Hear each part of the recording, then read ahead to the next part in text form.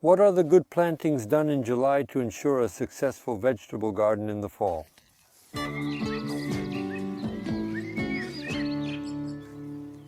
If in June you sowed your chicory, curly endive and escarole chicory in a vegetable garden plot, you can take advantage of it in July.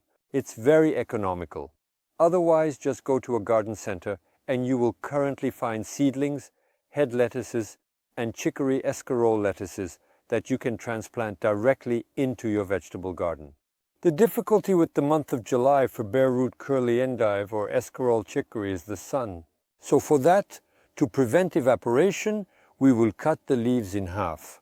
We will make a preliminary hole every 25 to 30 centimeters. I water the bottom of the hole generously. And I carefully transplant my curly endive or escarole, ensuring the transplanting process is exactly the same, making a slightly larger hole, especially with a root that goes down well. There you go, curly endive is transplanted. In the month of August, we will enjoy the plants sown in June like the leeks. So there are 3 or 4 plants in the same clump. What we are going to do is water it well. We will carefully leave 1 chard per cluster and carefully transplant each of the others. So that gives us an additional plant to install a little further in the vegetable garden. In July, we transplant cabbages, Brussels sprouts and cauliflowers. It's the prime time to transplant leeks. But before transplanting your leeks, what is important is to enrich the soil well with organic fertilizer.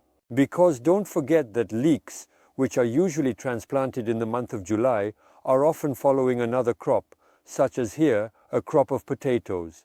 Leeks, which we will cut the leaves before transplanting, a good watering we transplant them, and in principle we will harvest them starting from November, December. It must be acknowledged that July is not the most favorable month for planting everything in the vegetable garden. It's more of a month for sowing. Remember, for all transplanted, to water well and especially to mulch to save water.